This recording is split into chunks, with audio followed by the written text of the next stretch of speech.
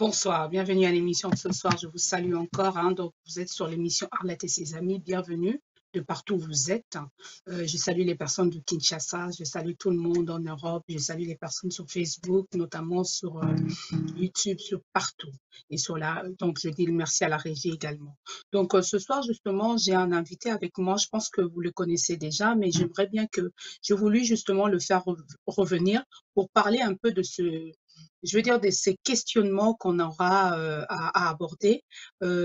Donc, sans plus tarder, justement, je vous demande de vous abonner également et de partager nos vidéos. Donc, ou de vous mettre sur notre chaîne, tout simplement. Donc, je vais saluer mon invité qui est Teddy. Bonsoir. Bonsoir, Arlette. Comment ça va? Oui, ça va très bien, merci. Et vous? Ça va bien. Je voulais te poser une question. Qui est Teddy? Ouf. Qui est Teddy? Teddy, c'est un Congolais. Je suis un polymathe. C'est que je m'intéresse à tout et tout m'intéresse, surtout ce qui a trait à notre pays, notre continent et surtout à tous les afro-descendants de partout dans le monde. Tu as dit tout à l'heure polymathe. Ça veut dire quoi polymathe? Un polymorphe, c'est quelqu'un qui sait tout et que tout intéresse. C'est-à-dire que j'ai plusieurs casquettes, mais bon, l'important, c'est pas tant les CV, mais voilà, je suis journaliste de formation, je suis chercheur et écrivain et auteur de certains ouvrages, Congo et Grégor du Monde, Ipséité Courtellinesque et apparaître bientôt Les Fossoyeurs de la République. Donc, à part ce livre-là, tu as fait sortir d'autres livres? Oui, effectivement, j'ai sorti Congo et Grégor du Monde en 2019. J'ai sorti notre ipséité courtellinesque en 2020. Et en 2021, nous avons fait une réédition de Congo et Grégor du Monde. Et puis en 2022, vous aurez Les Fossoyeurs de la République. D'accord, c'est dans quel but ce livre? La communauté, en sachant que la communauté congolaise, on ne lit pas. Je ne sais pas si je peux me permettre ainsi. Non, c'est pas vrai. Il faut pas dire que la communauté congolaise ne lit pas. Il y a certains Congolais qui ne lisent pas, mais beaucoup d'autres lisent. On a plusieurs problèmes dans la communauté. Il y a au niveau du pays déjà un problème de moyens qui se pose. Les gens n'ont pas assez de pouvoir d'achat. Deuxièmement, c'est une décision politique, la décision culturelle de ne pas investir dans des bibliothèques, de ne pas investir dans la connaissance, de ne pas investir dans la culture. Ce qui fait que les gens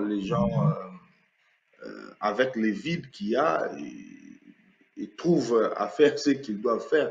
C'est pas tant que le Congo en soi, mais je dirais plutôt les autorités publiques, oui. Tu as dit un mot tout à l'heure, tu as dit la culture. Quand on parle de la culture, chez nous, on voit la culture, c'est la danse, non? Est-ce qu'il y a les livres aussi là, dans la culture? Non, il y a pas, la culture ne se limite pas à la danse. C'est peut-être que c'est là une des erreurs grandioses de nos gouvernants qui pensent, quand on parle culture au Congo, on voit musique et théâtre. Non, la peinture, c'est aussi la culture. L'écriture, c'est aussi la culture. Il y a beaucoup d'autres domaines. La culture ne se limite pas qu'à cela. Et d'ailleurs, dans ces mots culture, si vous les suivez bien, les 4 premières lettres du mot culture vous donnent culte en anglais. C-U-L-T. Et ça veut dire hommage rendu à la divinité, hommage rendu aux anciens. Donc, dans le mot culture, il y a transmission des savoirs. Il y a tout un tas de choses d'aucuns ignorent, mais voilà, nous faisons ce que nous pouvons pour que la culture Congo, la culture, la véritable culture du peuple de la création soit connue, soit répandue par le monde. Ok. Donc, sans plus tarder, on va rentrer maintenant dans le but du sujet, donc notre thème de ce soir. On a dit justement au niveau du thème, la diaspora est-ce que la diaspora peut aujourd'hui aider le continent à pouvoir, voilà, développer tout simplement? J'aimerais d'abord justement que tu nous définisses c'est quoi la diaspora pour toi. Est-ce que c'est les gens qui vivent ici ou il y a un autre, il y a un autre terme, tout simplement? Non, par diaspora, c'est simple. La diaspora est prise, hein, est comprise comme étant communauté en dehors du territoire.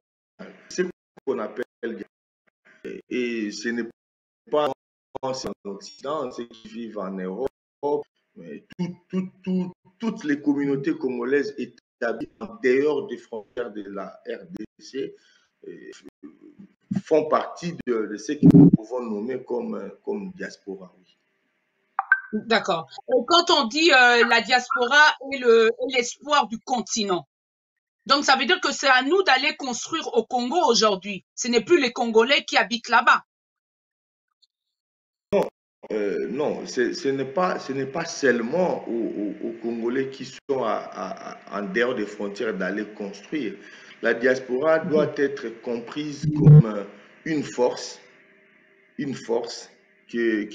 sur laquelle le pays peut compter. Et si vous regardez l'histoire du monde, vous verrez que beaucoup de nations ont été érigées. Il y a des nations qui se sont levées juste parce que sa diaspora, donc toutes les communautés qui se trouvaient à l'étranger, ont pu à un moment donné revenir au pays pour changer le destin. Donc oui, aujourd'hui, je pense que une des chances que le continent africain a, et particulièrement le Congo, c'est sa diaspora. Mais il faut savoir de quelle diaspora on parle. Ce n'est pas toute la diaspora, mais c'est une diaspora consciente, une diaspora travailleuse, une diaspora visionnaire, si je peux me permettre de dire. Exact. Mais tu as dit quelque chose, il y a beaucoup de... Je pense que j'ai un petit bruit derrière. Je ne sais pas si la régie, il y a un petit souci, il n'y a pas juste me faire signe pour une courte pub, mais bon, on va continuer. Je voulais savoir, tu as abordé tout à l'heure, tu as dit, il y a des pays où la diaspora en fait des grandes choses.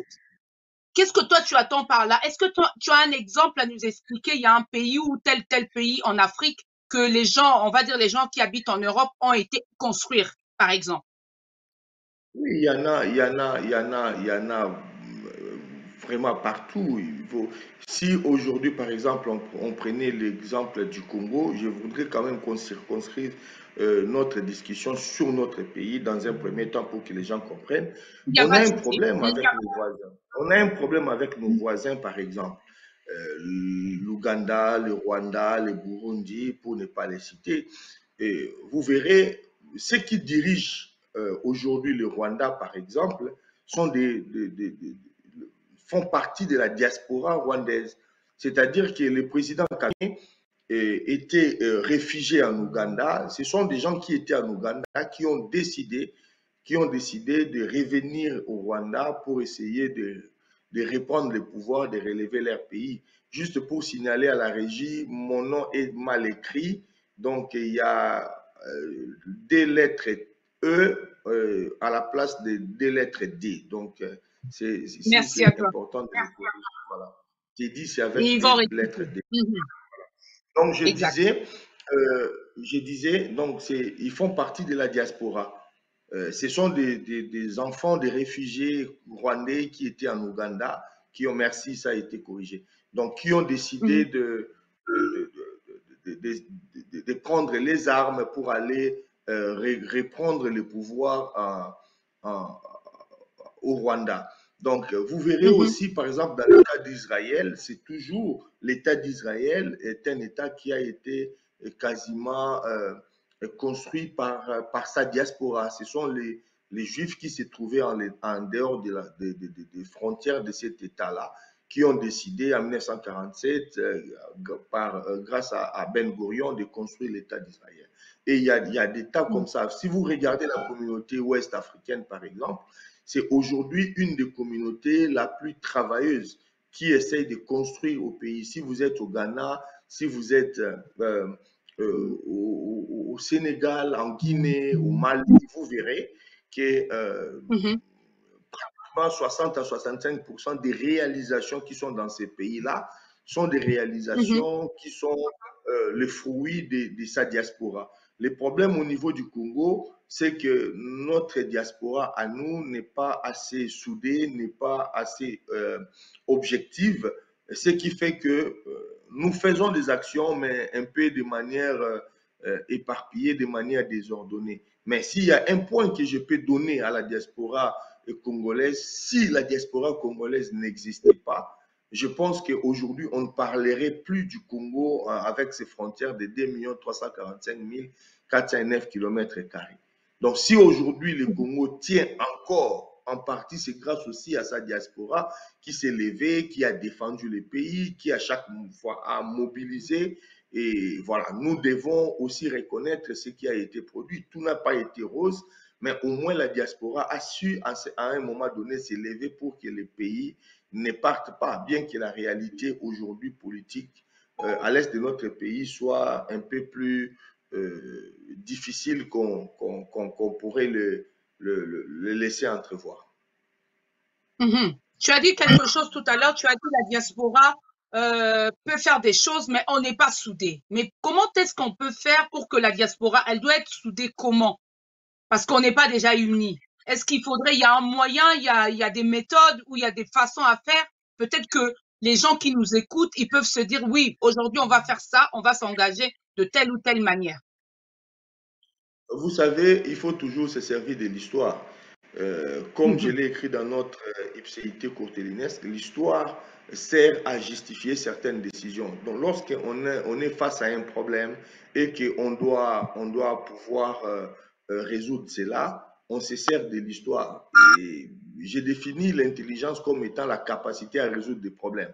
Donc, l'histoire nous enseigne qu'à chaque fois qu'une nation a été soudée, à chaque fois qu'une nation a eu des objectifs euh, élaborés de manière très claire, ça a changé l'histoire.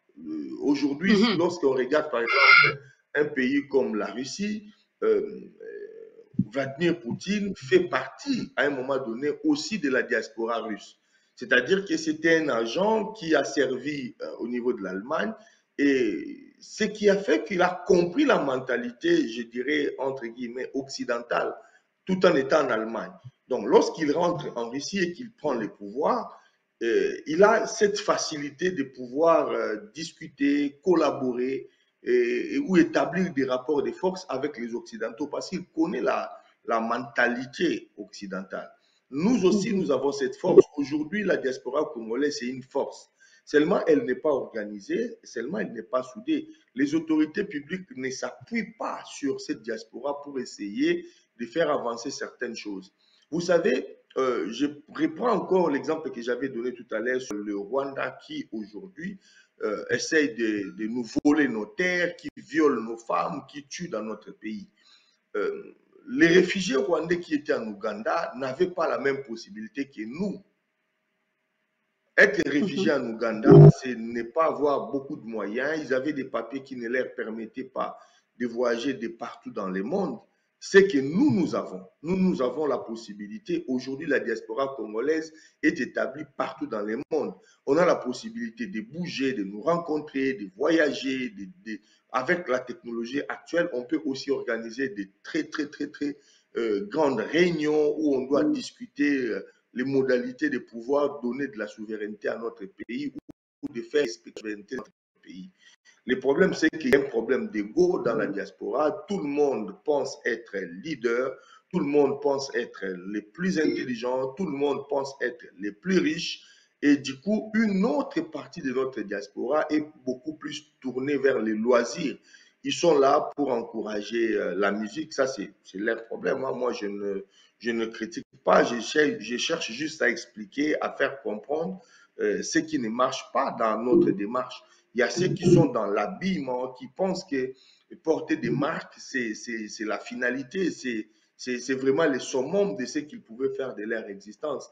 Et moi, je dirais le rôle d'un peuple, le rôle d'un leader, le rôle d'une élite, que ce soit culturelle, scientifique, politique, intellectuelle, et justement de trouver les moyens de changer la vie aussi de nos concitoyens, de nos compatriotes.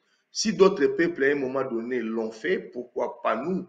Aujourd'hui, les gens se mettent à envier un pays comme le Rwanda qui, je signale, en 94, c'est-à-dire en 94 pour ceux qui parlent le français belge et tout, en 94, n'avait pas de chaîne de télévision. Il faut voir un peu le tendu de ce qui s'est fait. En 94, lorsque Kagame arrive au pouvoir, lorsqu'il fait son coup d'État, lorsqu'il tue le président Abiyakumana, il fait un coup d'État pour arriver au pouvoir en explosant son vol, où il y avait encore le président burundais aussi. Il n'y avait pas de chaîne de télévision au Rwanda, il n'y avait pas, l'armée aérienne rwandaise n'avait pas d'avion, il n'y avait rien. Aujourd'hui, c'est ces pays-là qui se permet, c'est juste une parenthèse, de proposer de construire un village au Congo, juste pour que vous voyez ce qu'ils ont pu faire à un moment donné et ce qu'ils ont par leur capacité de dissuasion à nous faire gober, à nous faire accepter. Ces genres d'humiliation, ça ne pouvait pas exister. Si notre diaspora avait la capacité nécessaire de comprendre les enjeux, on est à peu près à 10 à 15 millions de Congolais dans la diaspora. Et on a beaucoup voyagé pour essayer de comprendre ce qui se passe. Imaginons s'il y avait une organisation sur le plan gouvernemental sérieuse où on essayait d'exploiter les potentiels de la diaspora et que chaque Congolais de la diaspora ne versait par exemple que 20 euros. 20 euros. Si on versait 20 euros dans une caisse pour réaliser un certain projet, comme on est à peu près à 15 millions de Congolais dans la diaspora, Maman Arlette, vous voyez qu'on a presque 300 millions, c'est-à-dire 10 fois la somme proposée par Kagame. La diaspora paie beaucoup. La diaspora congolaise peut faire beaucoup. Le problème, c'est que les idées sont, voilà, ça part dans tous les sens. On n'a pas une organisation. Je l'ai écrit dans Congo et Grégor du Monde, dans cet ouvrage-ci. La science la plus difficile au monde, c'est la science de l'organisation. C'est-à-dire, c'est ce qui nous manque. Ce qui nous manque, c'est le plus difficile, c'est-à-dire la science de l'organisation. On doit pouvoir mettre en place une certaine organisation, définir des objectifs clairs et y arriver. Et puis, si vous voyez, par exemple, dans les cas rwandais, pour chuter là, ce qui fait que les Banyarwanda, ces peuples qui sont venus du Rwanda, qui ont essayé de s'établir chez nous à un moment donné, au départ, qui revendiquaient, ils demandaient, ils s'y pliaient pour avoir la nationalité congolaise.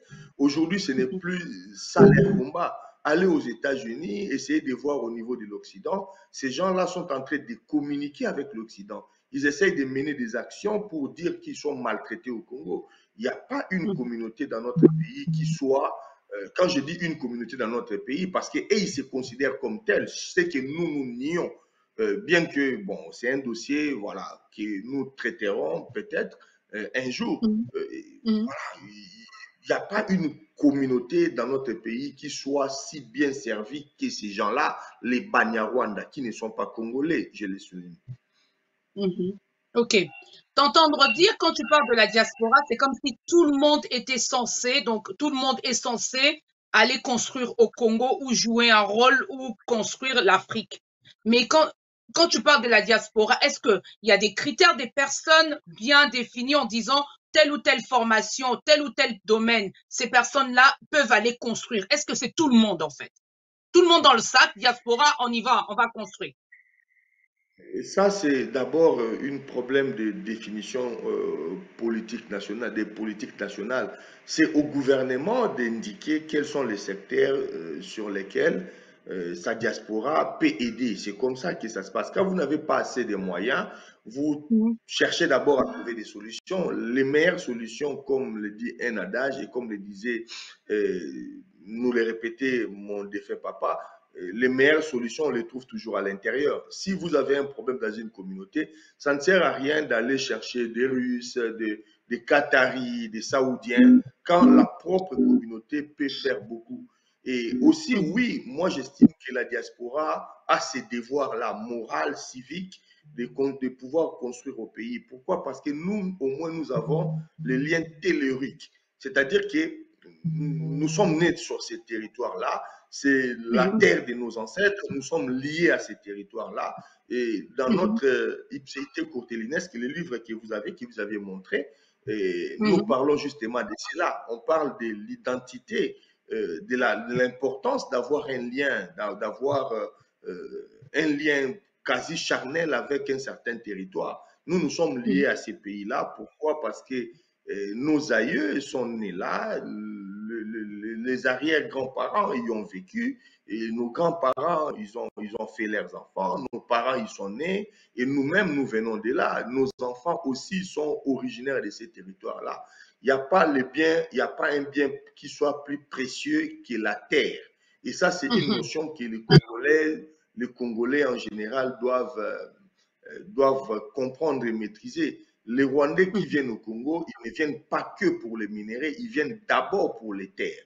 Voilà pourquoi ils achètent à tour de bras, ils construisent des fermes, parce qu'ils connaissent l'importance d'avoir un lopin de terre. Lorsque vous avez un lopin de terre, vous pouvez le léguer à votre descendance, et ainsi de suite. Donc, comme eux, ils ont un problème de terre, ils se disent, bon, il y a un pays juste à côté qui soit si vaste, un moment très inoccupé, nous allons nous établir. Et en arrivant, ils commettent des atrocités, ils violent nos mamans, ils décapitent nos sœurs, ils exécutent nos filles, ils ouvrent pratiquement le ventre de nos femmes. Et voilà, tout ça pourquoi? Parce qu'ils veulent obtenir ces terres-là. De les défendre, c'est l'héritage, c'est les liens, c'est notre histoire. Il n'y a rien d'autre dans la vie qui soit si important que la défense de nos terres. Ça, c'est un combat sacré que nous devons dire, répéter et le léguer à nos enfants. Ok, merci pour ton retour. Moi, je voulais savoir, t'entendre dire, c'est comme si aujourd'hui au Congo, il n'y a rien qui se passe. Quand on regarde au Congo, il y a le régime de Félix. On a un président qui est issu pardon, on va dire de notre sang, de notre, voilà, c'est un Congolais. Et c'est quoi son régime en fait? Je ne m'aimerais pas me lancer dans cette direction-là. Dans le rôle qui est aujourd'hui, j'ai été activiste à un moment donné de ma vie, j'ai été dans le combat, j'ai été résistant et tout. Voilà, ce que j'essaie de prôner, d'ailleurs dans mes ouvrages, c'est le fait que nous, on a eu une très mauvaise formation de par ceux qui nous ont colonisés, les Belges en l'occurrence. Ils ont voulu faire de nous des fonctionnaires, c'est-à-dire que dès le moment où vous avez une fonction, vous gardez la même fonction ou le même statut toute votre existence.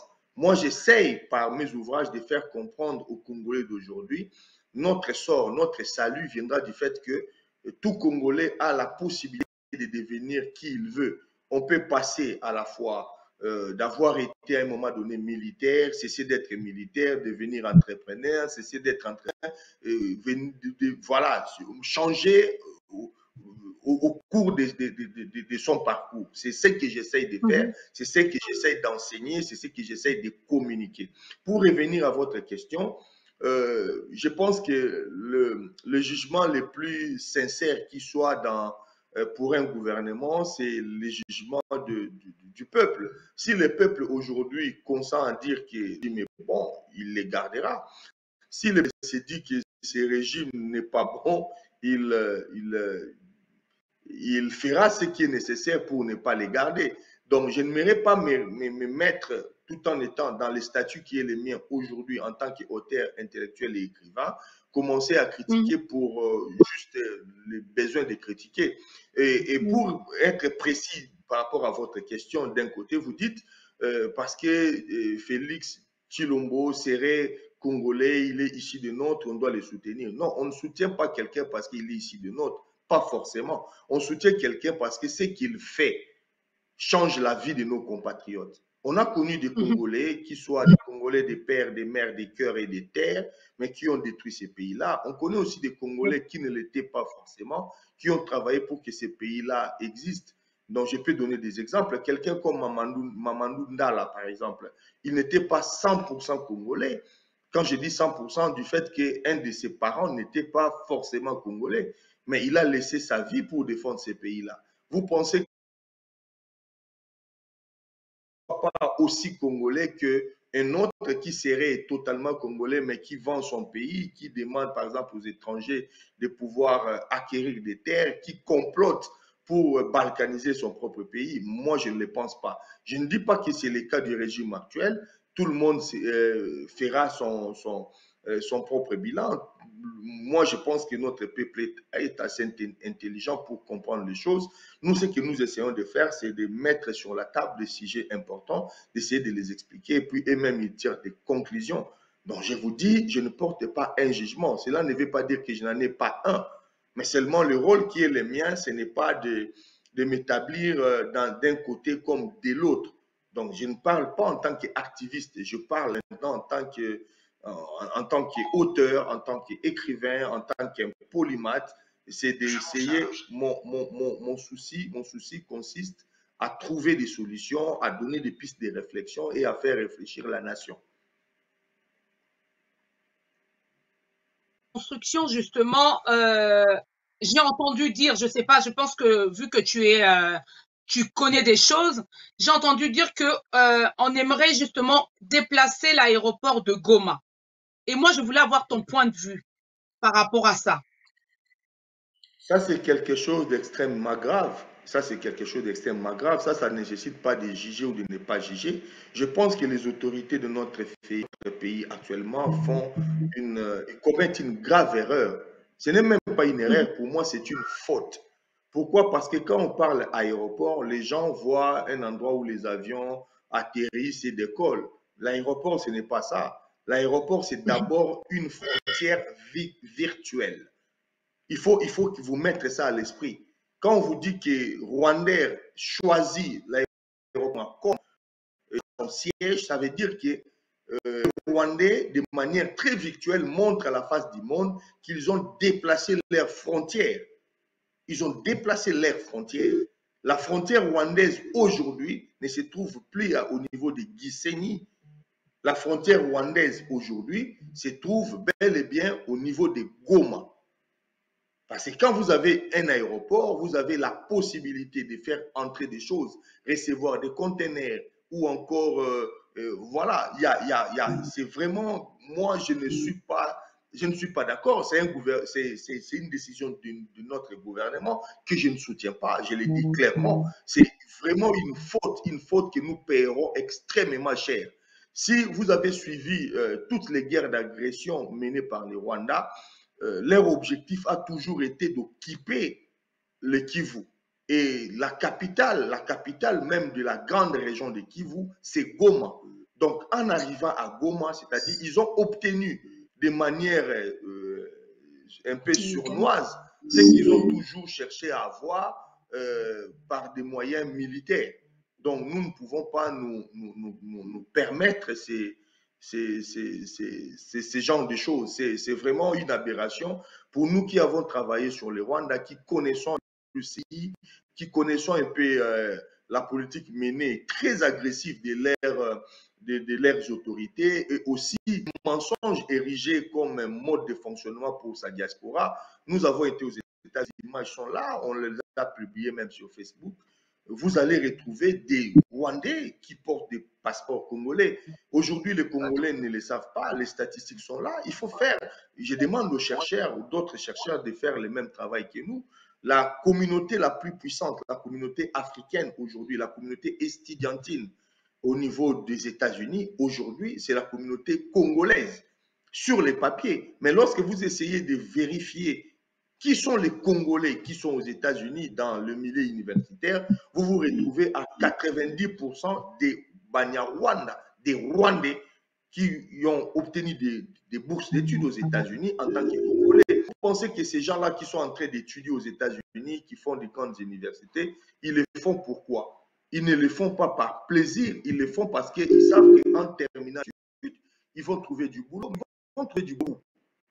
C'est sur les nouveaux territoires qu'ils ont conquis, qu'ils s'apprêtent à construire.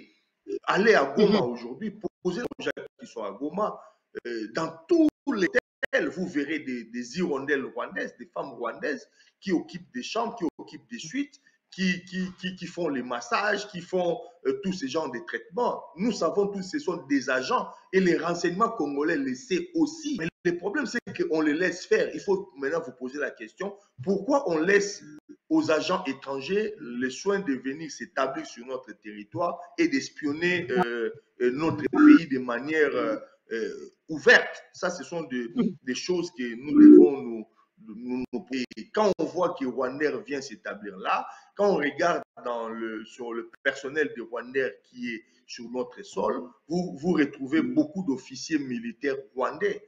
On a des noms, on a certaines images qui sont débalancées. On essaie de faire ce qui est à notre pour sortir ces choses. Et il y a aussi des dossiers que nous sortirons dans notre prochain ouvrage, les appareils fossoyeurs de la République, qui concernent justement ces pays-là, le Rwanda. Il n'y a pas que le Rwanda, il y a aussi l'Ouganda. Nous avons appris que l'armée ougandaise mène des actions sur notre territoire. C'est une aberration parce qu'une question de souveraineté, ce n'est pas une question politique. C'est vraiment une question civilisationnelle, une question de tout un peuple. On ne peut pas se permettre, pour des raisons X ou Y, de permettre aux armées étrangères de fouler notre sol parce que rentrer sur notre pays, dans nos frontières, ça c'est un fait. Mais en ressortir, ça c'est un autre problème.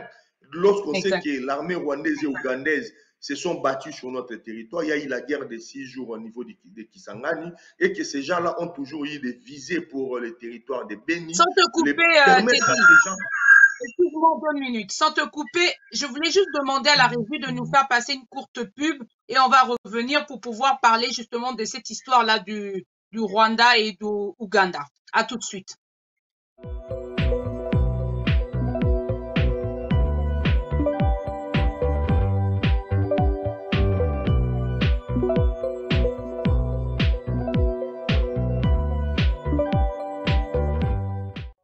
Je m'appelle Maman Léa. J'habite Kinkole. J'ai fait mon petit commerce d'épices au marché de Matiti.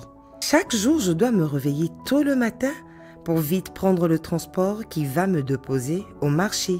J'ai acheté un smartphone Okapi et cela a changé ma vie. Elle est très bénéfique et très pratique. Je ne m'inquiète plus au problème de la batterie. Même si je quitte tôt, ma charge va durer toute la journée. Maman, nanya zaliawa.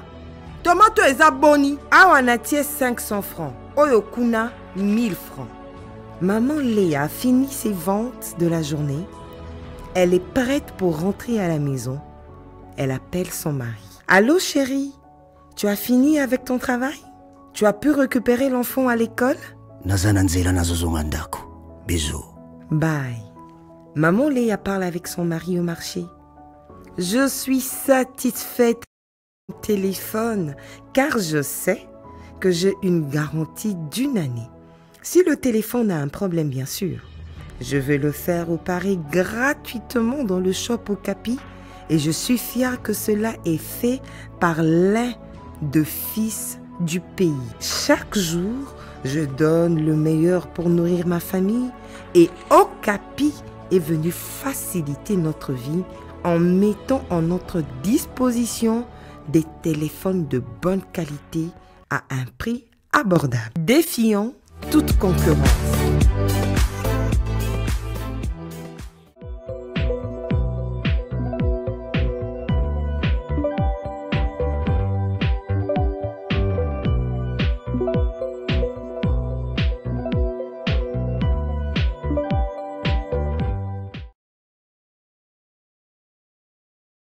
Rebonsoir. Vous êtes sur la chaîne de Vox Brothers. Vous êtes sur l'émission Arlette et ses amis. Tout à l'heure, j'étais en train d'aborder avec mon invité, qui est Teddy Foutou, qui parlait justement de la diaspora que nous étions, la diaspora, tout simplement, l'espoir de demain. On était en train d'aborder, de décortiquer justement les détails et de pouvoir comprendre comment est-ce que la diaspora pourrait arrêter tout ce qu'ils font ici et d'aller construire. Donc, il donnait plus des explications, il essayait de nous détailler un peu plus. Donc, je redis encore bonsoir à toi, Teddy. Bonsoir. Oui, parce que tout à l'heure, on s'était coupé, on parlait un peu de l'aéroport du Goma. Donc, quand tu parlais, en fait, dans tes mots, tu as dit quelque chose, tu as dit, on a fait, au niveau de l'histoire, il y a l'Ouganda. Quand on parle de Goma, donc le Rwandais, on leur a donné, entre guillemets, l'aéroport, ça va leur appartenir, je vais dire tout simplement. Et nous, dans tout ça, on est où? Ça a toujours été comme ça, cette collaboration, ou je comprends pas? Dans tout ce que nous faisons, entre États, il n'y a que des intérêts. Le Rwanda a un intérêt qui est clairement affiché dès le départ. Lorsque la guerre d'agression a commencé en 96, en 96, avec les conglomérats d'aventuriers, comme le disait Laurent Désiré Kabila, qu'on appelait AFDL, Alliance des forces pour la libération du Congo. On a pris des militaires rwandais et certains ougandais à qui on a donné la mission de pouvoir renverser le régime de Mobutu. Donc la guerre qu'on a appelée la guerre de libération, c'était une guerre d'agression. Et aujourd'hui, nous pouvons le dire aussi clairement. Pourquoi? Parce que dans le monde scientifique, techniquement parlant, pour parler d'un fait, il faut attendre quelque chose entre 20 et 30 ans, disons 25 ans, entre 25 ans après les faits, pour avoir tous les retours possibles. Aujourd'hui, ça fait plus de 25 ans exact que cette guerre-là a débuté. Donc, il y a eu des ouvrages qui ont été écrits, il y a eu des documentaires qui ont été produits, on a pu recouper toutes les informations. Nous savons tous que le 17 mai, Kabila arrive au pouvoir, c'est Kabila qu'on voit en tant que personne, mais derrière, l'armée qui porte Kabila au pouvoir, c'est l'armée rwandaise. Mais ces gens-là ne viennent pas à Kinshasa parce que nous étions beaux. Ils ne viennent pas nous voir parce que les Congolais étaient les plus beaux de la planète. Ils sont venus parce qu'ils avaient d'autres visées. Leur visée, c'était de pouvoir s'octroyer des terres congolaises. Ce sont les termes du fameux accord de l'Emera. Ils ont demandé à Laurent Désiré Kabila de leur donner 300 km de terre à partir de leurs frontières. Ce sont des choses qui sont connues aujourd'hui. Les documents sont publics. Donc, depuis tout ce temps, nous avons connu, après l'AFDEL, il y a eu la première émanation de l'AFDEL, le RCD des tristes mémoires, où il y a eu des viols, des tueries. Nous savons tout ce que c'est que le mouvement d'agression RCD a pu produire. Après le RCD, nous avons connu toutes les déclinaisons du CNDP, de Sa Majesté le roi du Kivu, Laurent Kunda, Batouare Mihigo, qui, en passant, est au Rwanda. C'est cet homme qui s'est présenté comme un général congolais, qui a conquis des terres, qui a administré des territoires. Il était congolais à l'époque. Il a tué des Congolais. Mais les jours où ça n'a pas marché pour des raisons stratégiques, il a été retiré. Cet homme-là vit au Rwanda. Et il est voilà, pour service rendu à cette nation-là, il est bien, il fait sa vie, au fait. Il fait sa vie. On a connu le Bosco Tanganda, des tristes mémoires, avec le M23 et tous ces genres de mouvements. Donc, à chaque fois, une histoire tragique, depuis ces 25 dernières années, on retrouve toujours le Rwanda, toujours. Il y a des rapports des Nations Unies qui sont documentés. Le docteur Denis Mukwege n'est pas devenu prix Nobel de la paix pour rien. C'est pour le travail qu'il a accompli à l'Opandi. Pourquoi sur des femmes qui ont fait quoi? Des femmes qui ont été extrêmement détruites. Des femmes qui sont extrêmement détruites par l'armée rwandaise, qui viole, qui tue, qui saccage. Et voilà ces gens-là qu'on va ouvrir nos frontières, ce sont à eux qu'on livre l'aéroport de Goma. Goma qui est la capitale de la grande région du Kivu. Et pour ceux qui ne le savent pas, la région du Kivu est beaucoup plus grande que tous les pays du Rwanda et l'Ouganda réunis. Vous prenez l'Ouganda et le Rwanda, vous les mettez ensemble, ça ne fait pas la province du Kivu. Donc, on donne à ces gens-là la possibilité d'avoir un territoire beaucoup plus grand que leur propre pays. Ça, c'est vraiment de l'inconscience. C'est quelque chose que je ne comprends pas, que je ne soutiens pas, que je n'admets pas. Et je l'ai dit, tout simplement. Donc, ça veut dire que les accords ont été signés déjà. Donc, l'aéroport de Goma appartient aux Ougandais ou aux Rwandais. Ce qui est bien en politique et comme aussi dans le monde juridique, en droit, c'est qu'un homme a fait, un autre homme peut le défaire. Un accord n'est pas un droit divin. Si le gouvernement d'aujourd'hui a octroyé l'aéroport aux Rwandais, un autre gouvernement peut venir demain et revenir sur cela.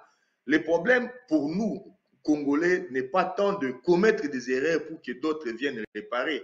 Ça ne nous fait pas avancer. Ce que nous devrions faire, c'est de ne pas commettre ce genre d'erreurs.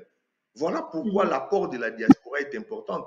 Pourquoi on ne se mobilise pas contre ce genre de décisions? Ça, ce sont des décisions qui pouvaient nous mettre tous d'accord. Toute la nation devait se mettre d'accord pour cela. Aujourd'hui, nous avons l'entrée de l'armée ougandaise au Congo. Je vais donner un exemple historique. Voilà pourquoi moi, je traite beaucoup du passé. Pourquoi je traite du passé? Parce que le passé, c'est le domaine historique. Et le domaine historique, c'est le moment le plus proche de la vérité. Si vous voulez connaître quelque chose, vous avez besoin de commencer au tout début, au commencement de la chose. Donc, l'Ouganda, par exemple, l'Ouganda qui est sur notre territoire aujourd'hui, c'est un pays qui s'est battu contre un autre pays, le Rwanda, à Kisangani, et qui a été condamné à nous verser 10 milliards pour les dégâts causés dans notre pays. Voilà qu'on voit ces gens-là rentrer encore sur notre pays. Et je donne un autre effet politique marquant, que je ne sais pas. Ça fait partie de l'histoire. Est-ce que vous vous rappelez pourquoi Vital Kamerhe a été démis de ses fonctions de président de l'Assemblée nationale, de la première mandature en 2006-2007, je pense. C'est parce qu'il s'est opposé à l'entrée des troupes rwandaises sur notre territoire. Parce qu'il s'est opposé. Pourquoi? Parce que le président à l'époque, Joseph Kabila, avait autorisé à l'armée rwandaise d'entrer sur notre sol sans que ces domaines-là ne soient débattus au niveau de l'Assemblée nationale. Et lui, en tant que président d'une des institutions de la République, il s'y était opposé.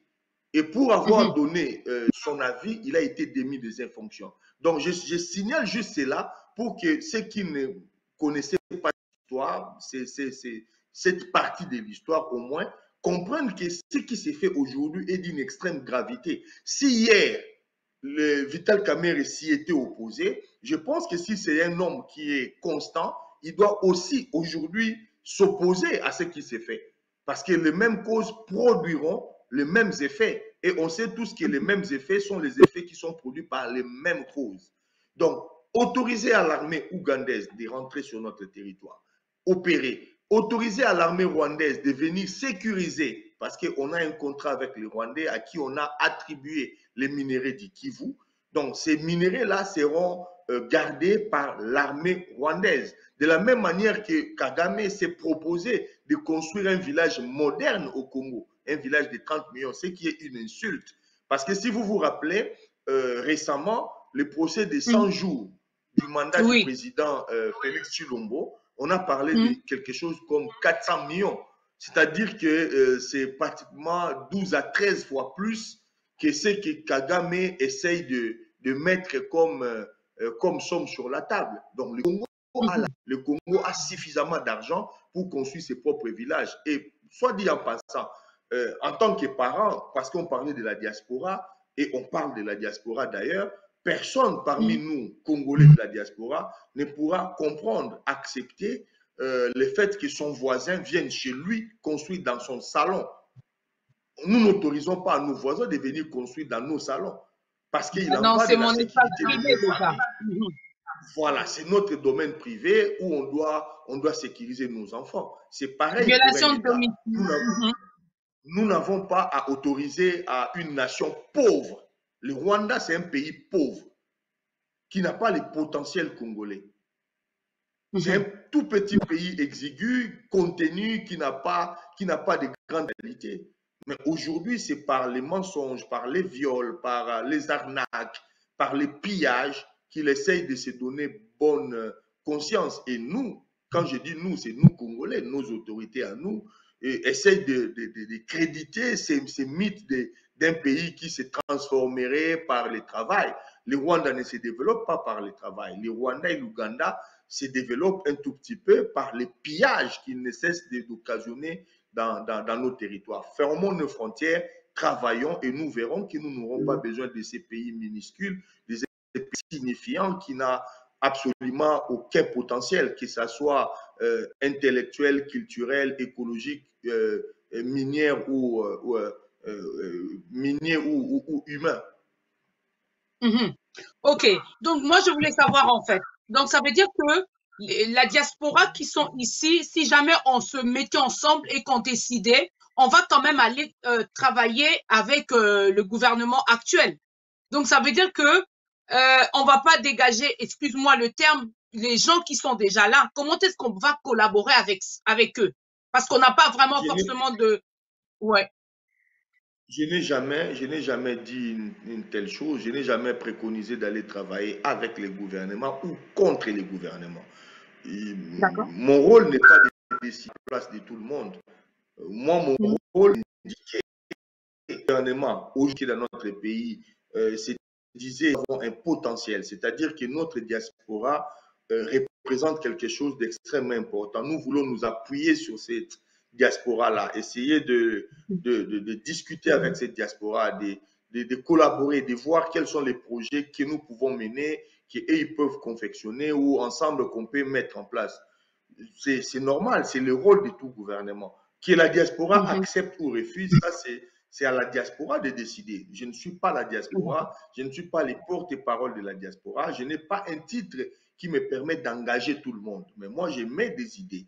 Mon rôle, moi, c'est ce que j'ai fait, c'est produire des idées, produire des raisonnements et faire un travail intellectuel, essayer de laisser une trace pour que les nations, notre nation, ne soit pas conjuguée sur le monde du dérèglement. Parce qu'aujourd'hui, lorsqu'on parle congolais, on parle des gens qui passent leur vie dans la petitesse.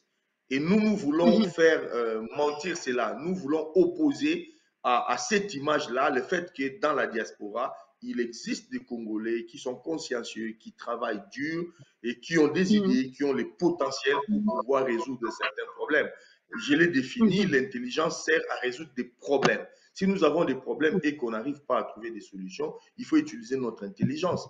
Il n'y a pas une seule intelligence. Il y a beaucoup d'intelligences et toutes ces intelligences mises ensemble, ça peut produire quelque chose d'extrêmement important. Voilà ce qui est mon point de vue. En aucun moment, je dis il faut aller travailler avec le gouvernement en place. En aucun moment, je dis il ne faut pas travailler avec le gouvernement en place. Chacun fait ce qu'il veut. Chacun fait ce qui lui semble bon de faire. Et si mais le gouvernement... demande quand même la manière dont on peut travailler, quoi. Ok. Non, la manière de travailler... Non, on ne passe pas, on va pas passer, évacuer ça comme ça, parce que ça peut prêter à confusion. Ça peut prêter à confusion. C'est-à-dire que le rôle, ce n'est pas, nous ne sommes pas demandeurs. Moi, personnellement, je ne demande pas au gouvernement, venez me chercher, j'ai besoin de travailler, je manque du boulot, je manque d'argent. Il faut que l'on soit clair. Non, je ne suis pas dans cette position-là. Mais je me dis, c'est mon pays. S'il y a des problèmes dans mon pays et que nous avons l'expertise nécessaire, pourquoi ne pas, pourquoi aller chercher des experts étrangers pendant qu'on a la possibilité de pouvoir s'appuyer, de nous appuyer sur nos propres experts? Voilà mon questionnement. Donc je me dis, si le gouvernement entrevoyait la capacité de pouvoir utiliser les potentiels de sa diaspora, ce ne serait que logique. Les Congolais doivent travailler au Congo, il en va de soi. chacun travaille d'abord dans son propre pays. Quand vous êtes en Afrique du Sud, vous verrez des Sud-Africains qui étudient, qui apprennent, même la diaspora sud-africaine, une fois qu'il a acquis certaines connaissances, il rentre en Afrique du Sud pour travailler pour le bien-être de ces peuples-là. Et quand on voit aujourd'hui l'émergence de la Chine, en grande partie de ce qui constitue l'intelligentsia chinoise, par exemple, aujourd'hui, ou russe aujourd'hui, vous allez retrouver en tout cas une très grande partie de la diaspora. Pourquoi? C'est quoi le rôle de la diaspora? C'est quoi l'importance de la diaspora?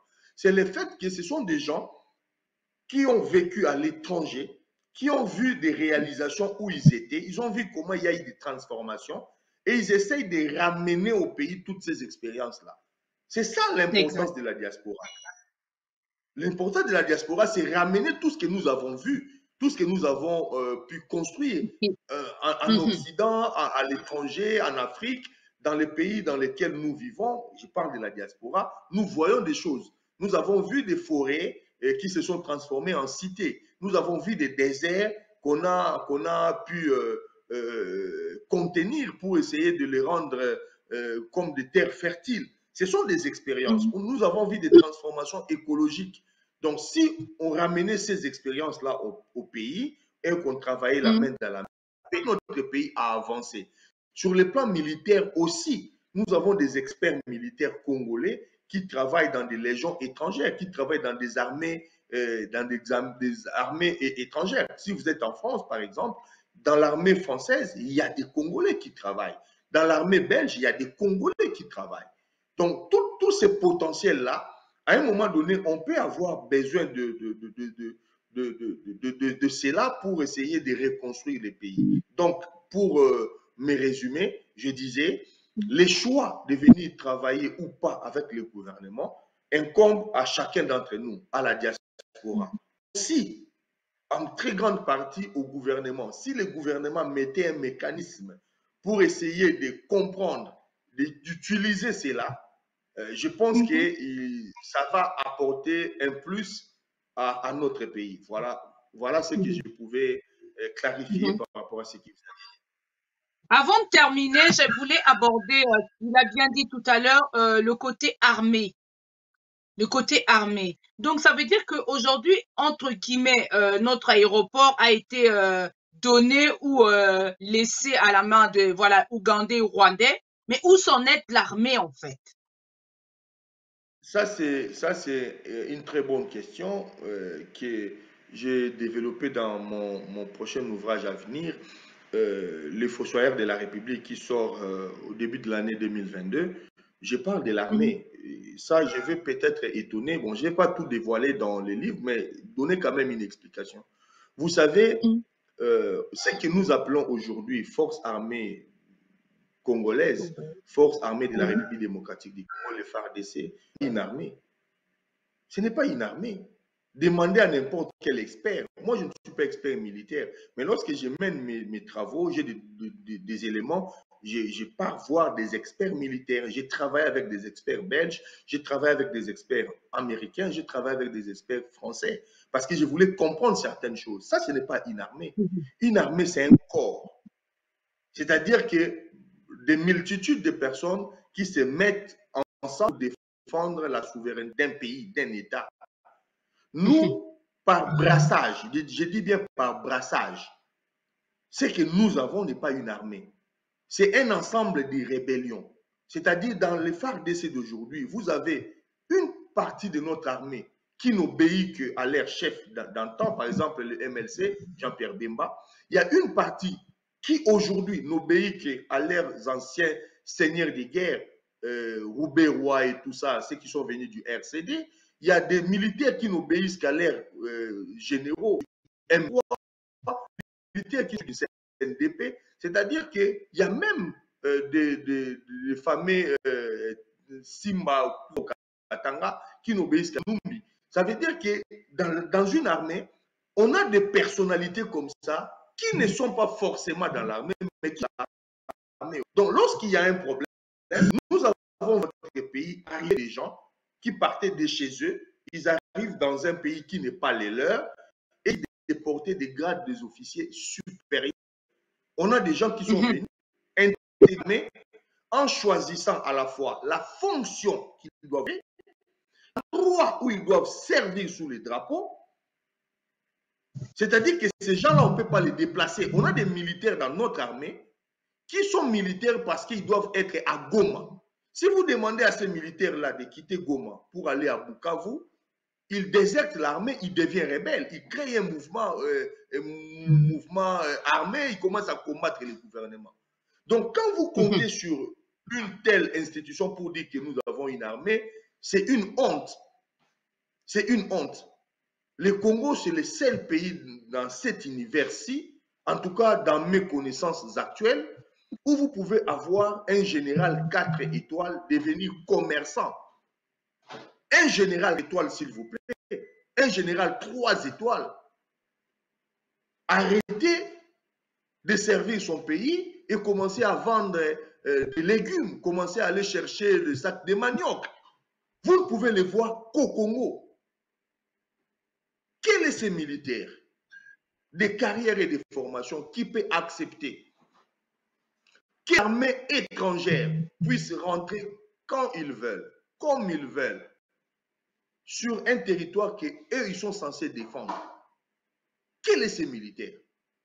Quand vous voyez des généraux accepter que des généraux d'autres pays viennent avec leurs troupes mener des opérations sur notre territoire, sans qu'ils ne discutent, sans qu'ils ne lèvent la voix, sans qu'ils ne protestent, ça veut dire que ces gens-là, ce ne sont pas des soldats, ce ne sont pas des militaires. Un militaire de carrière et de formation n'accepterait jamais cela. Jamais. Nous n'avons pas d'armée, maman. Il ne faut pas nous voiler la face. Il faut dire la vérité. Et moi, une des choses que je reproche le plus à Joseph Kabila, c'est justement de ne pas avoir levé une armée. Il est resté 18 ans. Nous savons les rôles qu'il a pu jouer, mais je parle de lui en tant qu'institution de la République. Il a été chef de l'État, que nous l'aimons ou pas, c'est un fait historique. Et quand on parle science, on n'a pas besoin de donner son avis, mais de rester sur des faits. Il a été chef de l'État, c'est un fait. Il n'a pas levé d'armée. En 18 ans, on a la possibilité de lever une grande armée. Et aujourd'hui, nous avons un Excuse-moi, Joseph Kabila, tu parles dans le passé. Aujourd'hui, on a un autre président. Peut-être qu'il y a un changement de... Oui. Justement, je commençais par lui pour dire que si il avait au moins levé une armée, à l'arrivée de Félix Tshilombo, il aurait, entre guillemets, trouvé une armée. Il aurait trouvé une armée. C'est pour cela que je commence par lui. Mais ça veut dire aussi, ça ne donne pas une excuse au président actuel. En 2 ans, on peut aussi corriger beaucoup dans la gestion de l'armée. En 2 ans, si on a une volonté politique, on a une vision claire des objectifs qu'on veut s'assigner, je pense qu'on peut résoudre plus de la moitié du problème. On peut démobiliser des militaires qu'on trouve dangereux pour la nation. L'armée a cette possibilité. Quand on trouve qu'il y a dans notre armée des compagnies entières, des bataillons entiers qui n'obéissent pas, qui ne répondent pas aux intérêts nationaux, le pays a la possibilité de démobiliser ces gens-là. Il s'agit d'une décision politique. On peut avoir cela. Nous ne pouvons pas garder au sein de notre armée des gens qui travaillent contre nos intérêts. Ça ne se fait pas. Voilà. Donc, moi, je ne voulais pas m'éterniser. Je ne vais pas faire un mano à mano, indirect avec le gouvernement actuel. Je ne suis pas un peureux. Je ne suis pas quelqu'un qui essaie d'amadouer les choses, mais j'essaie de rester objectif. Lorsqu'on parle de science, on se doit d'être objectif. Objectif, effectivement. Voilà. Donc, ça, c'est un problème. Et si ce problème n'est pas résolu, la responsabilité incombe aux autorités actuelles. Parce que ceux qui ont pris la décision d'autoriser à l'armée ougandaise d'entrer sur notre territoire, d'autoriser à l'armée rwandaise d'entrer sur notre territoire, ce sont eux qui ont signé les contrats qui donnent à Rwandais la possibilité d'utiliser l'aéroport de Goma, de les modifier. Ça a été modifié. La tour, par exemple, de Goma, qui faisait à l'époque 6 mètres, aujourd'hui, ça fait 25 mètres. Ça a été construit pour des intérêts pas congolais, mais des intérêts rwandais. Il faut pas se voiler la face. Il faut dire des choses. Donc, Voilà où nous en sommes. Voilà où nous en sommes. Nous le disons pour que les autorités, s'ils nous suivront, ou ceux qui sont proches des autorités, au moins qu'ils le disent. Ça, c'est vraiment une aberration, c'est quelque chose qui ne passe pas. C'est quelque chose qui ne passe pas. Voilà. Pour terminer, parce que l'heure est passée, je suis désolée. Qu'est-ce que toi, tu pourrais dire à la diaspora qui nous suit par rapport à ce thème? En tout cas, moi, je dirais à la diaspora congolaise de travailler, de continuer à travailler, de défendre la nation, de construire au pays, de comprendre les grands remplacements qui est en train de s'opérer dans notre pays. Aujourd'hui, quand vous voyez, quand vous observez ce qui s'est fait, allez par exemple à Gombe. Aujourd'hui, 60% des immeubles qui sont dans la capitale, Gombe, c'est la capitale administrative de notre ville capitale. Hein. Quand vous êtes à Kinshasa, Gombe, c'est les sièges des institutions, c'est tout ça. 60% aujourd'hui des immeubles autour de cette grande commune, la commune administrative à l'occurrence, et étrangères. Ce sont les Pakistanais, les Indiens, les Libanais. Il y a pratiquement plus de Congolais. On est en train d'appauvrir les Congolais, de nous prendre les pays par malice. On aurait eu un gouvernement responsable, sage et tout. On peut décider, le gouverneur de la ville, le ministre de l'Intérieur ou le chef de l'État peut décider aujourd'hui, prendre une décision pour dire que désormais, à Gombe, par exemple, on ne peut plus vendre un bien à un étranger. Ça peut se faire parce qu'il en va de la souveraineté de notre pays. De la même manière, on peut se dire à toutes personnes qui ont des nationalités douteuses ne peuvent acheter. Quels que soient les milliards, ils ne peuvent pas acheter, par exemple, dans des zones minières. On ne peut pas, là où il y a les mines, là où il y a les intérêts économiques de notre pays stratégiques, on ne peut pas vendre aux étrangers. Ça, ce sont des décisions politiques qu'on peut prendre. Ça ne nécessite pas que l'on fasse quoi que ce soit. Et la diaspora peut pousser dans ça. Ensemble, si on est ensemble, on peut commencer à construire. Sur le plan financier, par exemple, qu'est-ce qui fait qu'aujourd'hui, il n'y a aucune banque congolaise à Kinshasa? Toutes les banques au Congo actuellement sont des banques étrangères. Et on connaît tous l'apport des banques dans l'économie réelle, dans l'appui à l'investissement. C'est-à-dire que nous sommes en train de perdre notre souveraineté, mais on ne s'en rend pas compte. On ne s'en rend pas compte. Donc la diaspora doit pouvoir comprendre cela. Si on se mettait ensemble, on peut créer des entités économiques, on peut créer des agences, on peut créer du travail, on peut tout faire. Et au gouvernement, je dirais, de saisir l'opportunité qu'il y a dans la diaspora. Il y a un potentiel, il y a une jeunesse dans la diaspora, une jeunesse consciente, mobilisée, qui ne demande qu'à être canalisée, si je peux dire cela. À être canalisée. Aujourd'hui, offrez une possibilité à cette diaspora-là. Donnez une possibilité à ces gens-là de se rencontrer, de parler, de mettre sur pied leurs idées, leurs travaux.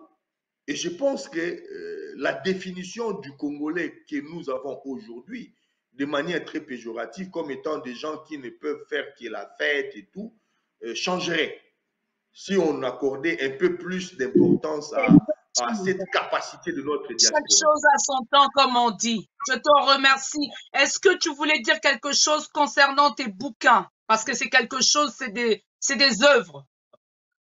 Non, mais par rapport aux ouvrages, ils sont là. Nous avons publié Congo et Grégor du Monde aux éditions du Pangolin et nous avons publié notre ipséité courtelinesque aux éditions L'Érablière du Canada. Et très prochainement, au début de l'année prochaine, nous sortirons Les Fossoyeurs de la République. Et en 2023, si la Providence nous prête toujours vie, nous publierons les crypto-juifs, les juifs cachés.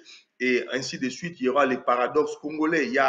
On a beaucoup de travaux qui sont déjà établis, mais on les publie. Et chaque année, on essaie de publier un livre, histoire d'essayer aussi d'expliquer ce que nous avons pu faire comme travail, de faire la promotion aussi. Les gens peuvent s'en procurer. C'est sur toutes les plateformes numériques ou encore directement chez les éditeurs aussi, les éditions du Pangolin ou l'édition L'Érablière au Canada, ou encore nous contacter nous directement. Si on nous contactait aussi, il y a des lots disponibles et on a toujours la possibilité de pouvoir les écouler. Merci. Ben, merci à toi. Est-ce que si tu avais un mot à passer, pour terminer vraiment 2 minutes, parce que là, je suis vraiment en retard. Qu'est-ce que toi, tu aimerais dire aux personnes qui te voient ou qui te regardent? Quelque chose. Non, à ceux qui nous ont suivis ou nous suivrons, d'essayer de partager pour que ça se discute. Le Congo, c'est un grand pays. Le peuple congolais, c'est un très grand peuple, un vaillant peuple. Et nous avons ce devoir de nous lever. On ne peut pas se laisser marginaliser par des peuples qui sont des peuples frères, certes, parce qu'ils sont là, hein, ils sont là en tant que voisins et tout, mais qui n'ont qu'une seule ambition de nous humilier. C'est une humiliation de voir les grands Congo avec 2 345 409 km², avec près de 80 millions d'habitants, avec tous les potentiels, 118 matières premières connues jusque-là, parce qu'il y a d'autres qui ne sont pas encore connues, avec tous ces potentiels, avec des grands fleuves, avec des rivières, avec des lacs, avec tout l'écosystème que nous avons, avec des tourbières qui aujourd'hui participent à retarder le réchauffement climatique et tout, tous ces potentiels-là, on ne peut pas se retrouver la risée du monde. C'est vraiment une aberration et ça nous fait mal, ça doit interpeller tous les Congolais. Nous voulons porter un discours positif qui ne soit pas tourné vers les moqueries, mais pour que le Congo de demain soit défendu par des Congolais eux-mêmes. Merci beaucoup. Merci, je t'en remercie. Si on veut te contacter, tu es sur Internet. Tu peux donner ton numéro de téléphone peut-être? Vous avez mon numéro, c'est mieux de le faire passer et voilà, mes contacts sont là, mon nom est là. Je m'appelle Teddy Fitou sur le réseau, partout. Moi, je n'ai jamais changé de nom. Le nom que je porte, c'est le nom que j'ai toujours porté. C'est mon nom, c'est le mien. Je n'ai pas besoin d'en avoir un autre. Donc, je n'ai pas de surnom. J'ai que mon nom et c'est là, en fait. Ouais. Ben, merci à toi. Merci beaucoup. Merci d'être venu et merci pour les éléments que tu nous as éclaircis. Je t'en remercie. À très bientôt. Merci. Merci. Donc, voilà. Vous venez de suivre justement l'émission Arlette et ses amis. J'étais avec Teddy, vous avez entendu. Les personnes qui viennent de nous rejoindre, revenez sur la vidéo, éventuellement de suivre et de partager. Je vous invite vraiment à pouvoir comprendre, à pouvoir nous parler ou à nous écrire ou à nous envoyer des messages, évidemment. La semaine prochaine, c'est toujours Arlette et ses amis. À partir de 21h, on va parler de la santé. Je vous invite à venir vous connecter justement et enfin que nous puissions justement prévoir, on va dire, vaut mieux prévenir que guérir. Donc, à très bientôt. Sur ce, bonne soirée. Les personnes qui étaient là, je vous salue. À très bientôt. Bye. Bonne soirée.